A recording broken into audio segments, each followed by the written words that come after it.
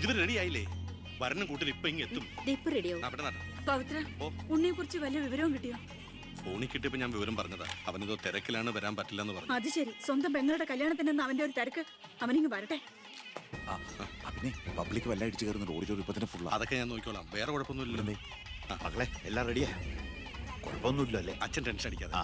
2-3 VIP സീറ്റുകൾ ഒഴിച്ചിടണം. കേന്ദ്രമന്ത്രി വിശാൽ ശർമ്മ എയർപോർട്ടിൽ എത്തിക്കാനായിട്ടും. ഓക്കെ.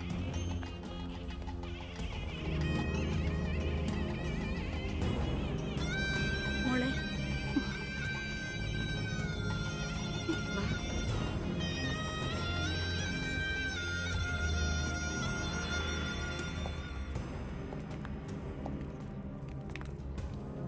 7 ദിവസം മുഖ്യം ക്യാമ്പിൽ കടത്തിയിട്ട് ജഡ്ജ്മെന്റ് പറഞ്ഞു കേട്ടില്ലേ, ഇന്നലെ ഉച്ചയ്ക്ക് കസ്റ്റഡിയിലെടുത്താണെന്ന്.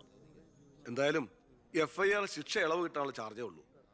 നിന്നെ ഒഴിവാക്കി നിന്റെ പെങ്ങളുടെ കല്യാണം നടത്താനുള്ള തന്ത്രമായിരുന്നു അതിന് പിന്നിൽ. അത് വെറും കല്യാണമായിരുന്നില്ല. കേന്ദ്രം ഭരിക്കുന്നവരടക്കം കേരളത്തിലെ സകല മന്ത്രിമാരുണ്ടായിരുന്നു. ആരുണ്ടായാലും എന്താ, ഒരേ ഒരു മകനെ ജയിലിൽ അടച്ചിട്ടല്ലേ.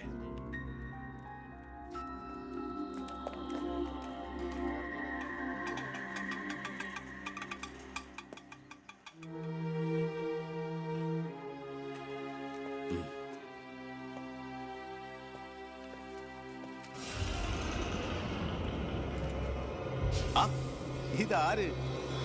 അളിയോ?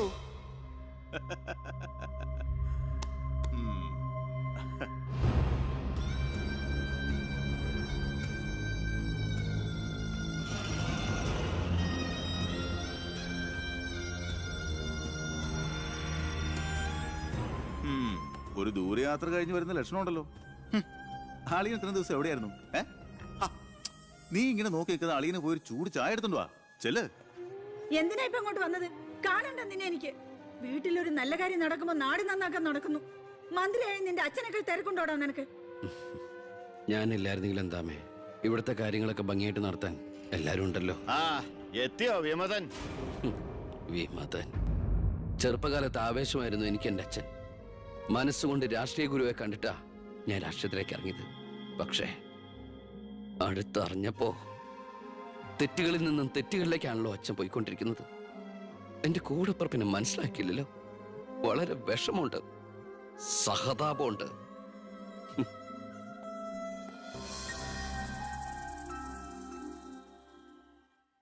കൂട്ടക്കൊല നടന്നതിന്റെ പിറ്റേന്ന് മൈതാനത്തിലെത്തിയ ഭഗത് സിംഗിന് അവിടുത്തെ കാഴ്ചകൾ കണ്ട് സഹിക്കാൻ പറ്റില്ല. ചോര പുരണ്ട ഒരു പിടി മണ്ണ് കയ്യിലെടുത്ത് ആ ബാലൻ പ്രതിജ്ഞ ചെയ്തു, ഞാൻ എന്നെ തന്നെ രാജ്യത്തിനായി സമർപ്പിക്കുന്നു. എന്താ അവിടെ നോക്കട്ടെ, എവിടുന്നത് ചോദിച്ചാടില്ലേ? അന്ന് കണക്ക് സാറിനെ വെട്ടിക്കൊല്ലാൻ വന്നില്ലേ, അയാളുടെ കയ്യിൽ നിന്ന് തെറിച്ചു പോയതാ. സർ, ഇതാണ് ആ ഫോൺ. പ്രസാദ് കൊല്ലപ്പെട്ട സമയത്ത് പ്രതിയിൽ നിന്ന് നഷ്ടപ്പെട്ടതാണത്. സർ, പ്രസാദ് കൊല ചെയ്യപ്പെടുന്നതിന് മുമ്പ് ഈ ഫോണിൽ നിന്നുള്ള ലാസ്റ്റ് ഔട്ട് ഗോയിങ് കോള് മന്ത്രി ബാലഗംഗാധരന്റെ ഫോണിലേക്കായിരുന്നു. റിമാൻഡിൽ കഴിയുന്ന പ്രതിയെ വീണ്ടും ചോദ്യം ചെയ്തപ്പോ മന്ത്രിയുടെ പങ്കിനെ കുറിച്ച് വ്യക്തമായ സൂചന ലഭിച്ചിട്ടുണ്ട് സർ. അത് മാത്രമല്ല സാർ, മണിമലയാർ ഡാം അഴിമതി കേസിൽ 2 വട്ടം നോട്ടീസ് അയച്ചിട്ടും മേനോ ഹാജരായിട്ടില്ല. തനിക്കിതൊന്നും ബാധമല്ല എന്ന മട്ട മേനോനുള്ളത്. ഇപ്പൊ വാറണ്ട് ഇഷ്യൂ ചെയ്തിട്ടുണ്ട്. എങ്ങനെയാണോ തന്റെ അച്ഛനെ ഇതിൽ നിന്നൊന്ന് രക്ഷപ്പെടുത്തിയെടുക്കുക? അച്ഛൻ ശിക്ഷിക്കപ്പെടണമെന്ന് ലോകത്ത് ഒരു മകനും ആഗ്രഹിക്കില്ല, ഞാനും. പക്ഷെ ആര് കുറ്റം ചെയ്താലും ശിക്ഷിക്കപ്പെടണം സാർ, പ്രത്യേകിച്ച് ജനങ്ങൾക്ക് മാതൃകയാകേണ്ടവർ. ശിക്ഷയിൽ നിന്ന് രക്ഷപ്പെടുമ്പോഴാണ് വീണ്ടും വീണ്ടും തെറ്റുകൾ ചെയ്യാനുള്ള ആത്മധൈര്യം കൂടുന്നത്. ഇത് അച്ഛനെ രക്ഷപ്പെടുത്തലായി നമുക്ക് കണക്കാക്കാം. തെറ്റുകൾ തിരുത്താനും പശ്ചാത്തപിക്കാനുള്ള ഒരു അവസരം. ഒരുപക്ഷെ ഇതിലൂടെ ഒരു മനമാറ്റ അച്ഛനുണ്ടായാൽ. അല്ലേ സാർ? കൂടുതലൊന്നും ഇക്കാര്യത്തിൽ എനിക്ക് പറയാനില്ല.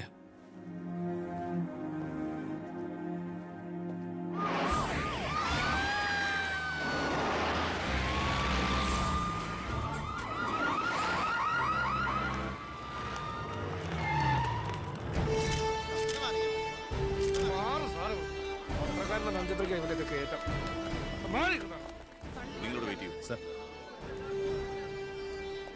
അച്ഛാ, ഹർഷം വരുന്നു. അച്ഛാ,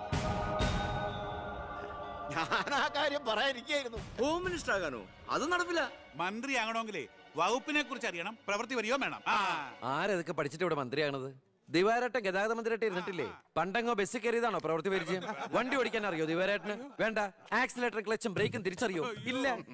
ആ ഇതായിരിക്കണേ കിഴിപ്പുള്ളി സാറ്. പണ്ട് വിദ്യുച്ഛക്തി വകുപ്പ് കൈകാര്യം ചെയ്തിരുന്ന ആളല്ലേ? ഒന്ന് ചോദിച്ചോട്ടെ, ഈ വിദ്യുച്ഛക്തി എങ്ങനെ ഉണ്ടാക്കുന്നേ? പറയട്ടാ, അത് വെള്ളത്തിന്ന്. ആണോ? പിന്നെന്താ വെള്ളത്തിൽ തൊട്ട ഷോക്ക് അടിക്കാത്ത? പറയാൻ അതൊക്കെ എന്തിനാ നമ്മൾ അറിയുന്നേ? സ്വിച്ച് ഇട്ടാ കറണ്ട് വരുന്നുണ്ടോ? അത് മാത്രം അറിഞ്ഞാ മതി. അതറിയില്ല.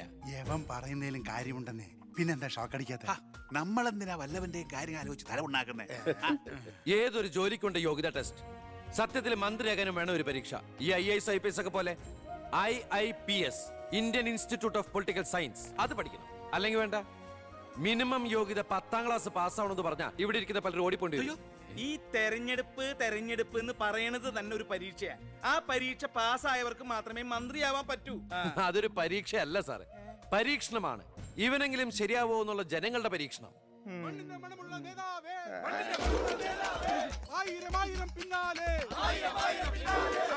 മതി, ഇനി നിങ്ങൾ ഇവിടുന്ന് ജൈവിച്ചോ. ഞാൻ പറയാതെ ആരും നിർത്തരുത്.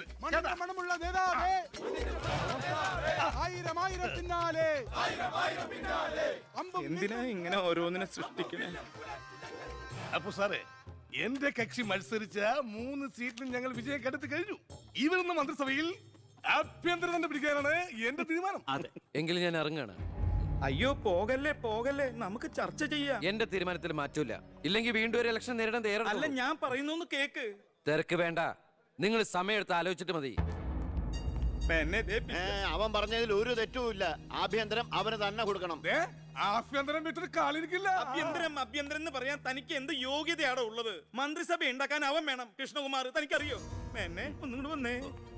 അവൻ പിണങ്ങി പോയതാണോ? കാര്യം കാണാൻ കഴുതക്കാരും പിടിക്കണം. ഞാൻ ആരുടെ കാല് പിടിക്കണം പറഞ്ഞേ? തന്റെ കാല് പിടിക്കണോ? തന്റെ മോന്റെ കാല് പിടിക്കണോ? ഞാൻ ആരുടെയും പിടിക്കാൻ തയ്യാറാ. ഒന്നുകൂടെ ആലോചിച്ചിട്ട് പോരെ പക്വതയില്ലാത്ത ഒരുത്തന്റെ കയ്യിൽ ആഭ്യന്തരം കൊടുക്കാൻ. അവന്റെ പിറകിൽ ഞാനില്ലടോ. അവനെ മുന്നിൽ നിർത്തി ഞാൻ ഭരിക്കും. ആരൊക്കെ എന്തൊക്കെ പറഞ്ഞാലും ആഭ്യന്തരം ഞാൻ വിട്ടു തരില്ല. തനിക്ക് കൈയിട്ട് വരാൻ പറ്റിയ ഒരു വകുപ്പ് തന്നാ പോരെ? തരാം. എങ്കിൽ വനം മതി. നമുക്ക് സാവധാനം വെളുപ്പിച്ചെടുക്കാം. അതിന് യോഗ്യതയിലൊന്നും മാത്രം ആരും പറയരുത്. കാരണം ഞാൻ കാടിന്റെ മകനാണ്. കൃഷ്ണകുമാറായ ഞാൻ നിയമം വഴി സ്ഥാപിതമായ ഭാരതത്തിന്റെ ഭരണഘടനയോട് ഒരു മന്ത്രി എന്ന നിലയിൽ എന്റെ കർത്തവ്യങ്ങൾ വിശ്വസ്തയോടെ മനസാക്ഷിയെ മുൻനിർത്തി നിർവഹിക്കുമെന്നും ബി കൃഷ്ണകുമാർ ആഭ്യന്തരമന്ത്രിയായി സത്യപ്രതിജ്ഞ ചെയ്ത് അധികാരമേറ്റു. ഗവർണർ നരേന്ദ്ര ഷെറാവത്ത് സത്യവാചകം ചൊല്ലിക്കൊടുത്തു. തൊമ്മൻചാക്കോ മന്ത്രിസഭയിലെ ഏറ്റവും പ്രായം കുറഞ്ഞ മന്ത്രിയാണ് ബി കൃഷ്ണകുമാർ.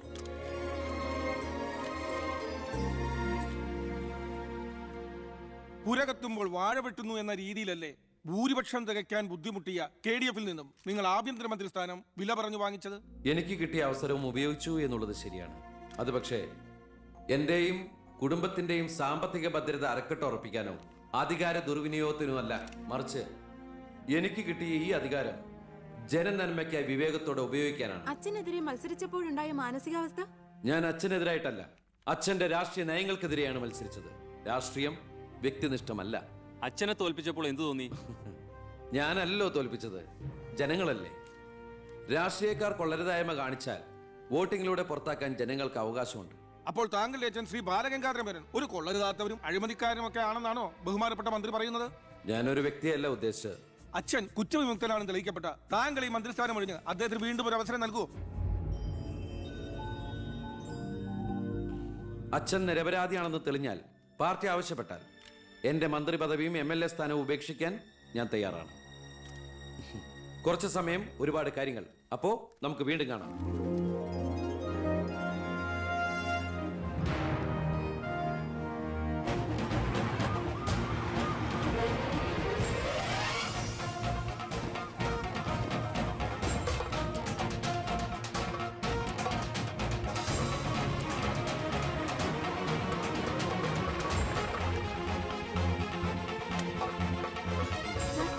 സോറി, ആവശ്യത്തിലേറെ ചോദ്യങ്ങൾക്കുള്ള ഉത്തരം ഞാൻ പറഞ്ഞു കഴിഞ്ഞു. ഇനിയും ആവർത്തിച്ചാൽ വെറും വാചക കസർത്ത് നടത്തുന്ന ഒരു ഹോം മിനിസ്റ്ററായി പോകും ഞാൻ. പ്ലീസ് പ്രവർത്തിച്ച് കാണിക്കാനുള്ള സാവകാശം തരൂ. അപ്പൊ പിന്നെ കാണാം.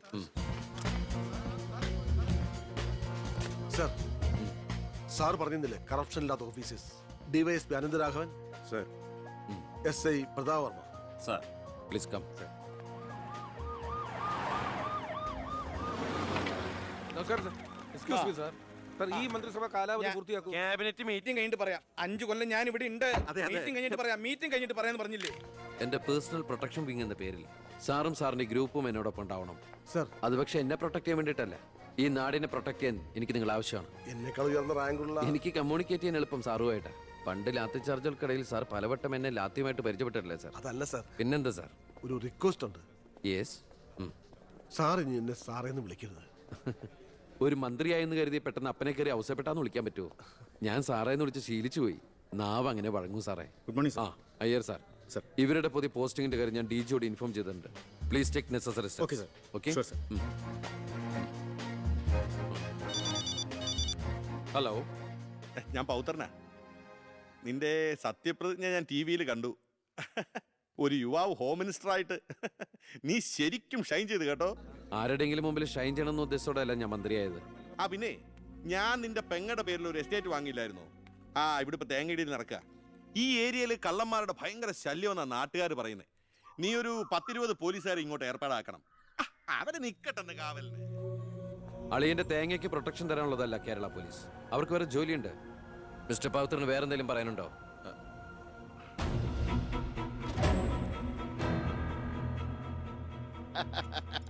പല വകുപ്പുകളും കൈകാര്യം ചെയ്തിട്ടുണ്ടെങ്കിലും ആഭ്യന്തരം ഇതാദ്യ.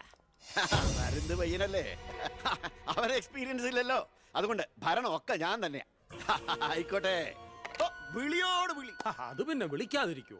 സാറിന്റെ ലഗ്നം അപാരം. ഇനി അങ്ങോട്ട് ശുക്രദേശയാ. തട്ട് ചെണ്ടയ്ക്കും തുട്ടുപാരാർക്കും. അങ്ങനെ ഞാൻ ഉദ്ദേശിച്ചത് മന്ത്രിയായതിന്റെ ചെണ്ടോട്ടും ആഘോഷവും. ഇരിക്കേ അച്ഛാ ഒരു മിനിറ്റ്. അനുഗ്രഹം മേടിക്കാനായിരിക്കും. ആയിക്കോട്ടെ ആയിക്കോട്ടെ. അച്ഛൻ അവിടെ ഇരിക്കേ. ഇത് മന്ത്രിയുടെ കസേരയല്ലേ? ഇവിടെ ഇരിക്കേണ്ട ഞാൻ ഇവിടെ ഇരുന്നില്ലെങ്കിൽ അവിടെ പട്ടി കയറി ഇരുന്ന് ഇറങ്ങി. ഞാൻ ഉദ്ദേശിച്ചത് ഒരു ബനാന ടോക്കാണ്. പഴഞ്ചൊല്ല് കയ്യിൽ നിന്ന് പോയി. ഉണ്ടായിരുന്നു. അച്ഛൻ ഒരുപാട് കൊല്ലായിട്ട് ഈ നാടിനു വേണ്ടി കഷ്ടപ്പെടുന്നതല്ലേ? ഇനി കുറച്ചു കാലം റെസ്റ്റ് എടുക്ക്. നമുക്ക് ആരോഗ്യമൊക്കെ നോക്കണ്ടേ? അതെ അതെ, മകൻ ഇവിടെ ഹോം മിനിസ്റ്റർ ആകട്ടെ. അച്ഛൻ ഇനി കുറച്ചു നാള് ഹോമിലെ മിനിസ്റ്റർ ആകട്ടെ. അമ്മേ ഞാൻ ഓഫീസിൽ എത്തിയുള്ളൂ. പിന്നെ അച്ഛൻ അങ്ങോട്ട് വരുന്നുണ്ട്. കുറച്ചു കാലം അവിടെ കാണും. സന്തോഷായില്ലേ? അച്ഛന് ഇഷ്ടപ്പെട്ട ആഹാരങ്ങളൊക്കെ ഉണ്ടാക്കി കൊടുക്കണം. പാലടയും പ്രഥമനൊക്കെ ആയിക്കോട്ടെ. വേണമെങ്കിൽ വീട്ടിലൊരു ATM കൗണ്ടർ ഞങ്ങൾ ഏർപ്പാടാക്കി തരാം. ATM? അതെ, എനി ടൈം മദ്യം. ചുമ്മാ അടിച്ച് വീലായിട്ട് വാള് വെച്ചോട്ടെ സാർ. ഇനിയിപ്പോ ആര് ചോദിക്കാൻ? എന്തിനാ സാർ എന്ന് സമയം കളയുന്നത്? ഇപ്പൊ പോയ സന്ധിക്കുമ്പോ വീട്ടിലെത്താം. ഇവിടെ ഞങ്ങൾക്ക് 100 കൂട്ടം പണികളുണ്ടെന്നേ.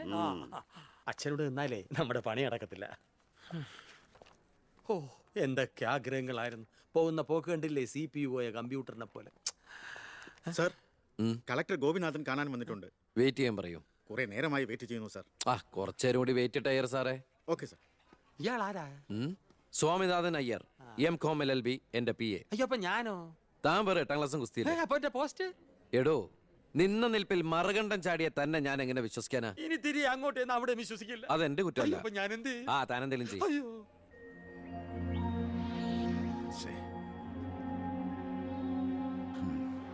Hello mister Gopinath. ഹായ്. താനെന്താണ് ഇവിടെ? Minister.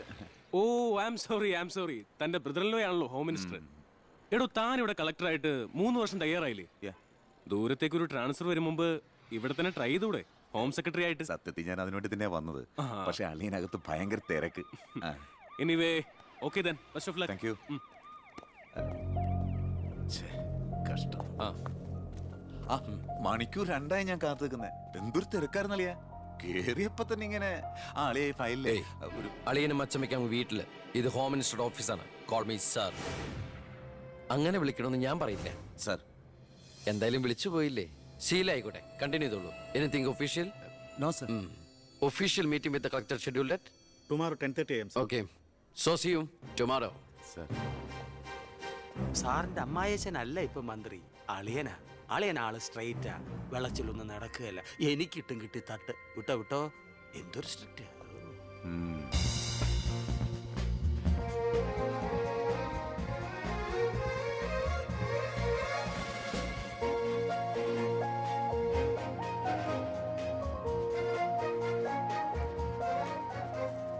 Welcome to police conference. Please come sir.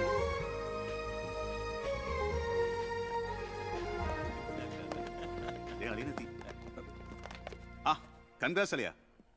Mister D G P, നിങ്ങളുടെ പോലീസ് ഓഫീസേഴ്സ് ഹോം മിനിസ്റ്ററെ കാണുമ്പോൾ എങ്ങനെയാണ് ബിഹേവ് ചെയ്യുന്നത്? Mr. Harshan, don't you know as per protocol you have to salute your superiors? Salute the Home Minister. Sir. That's it. Keep it up.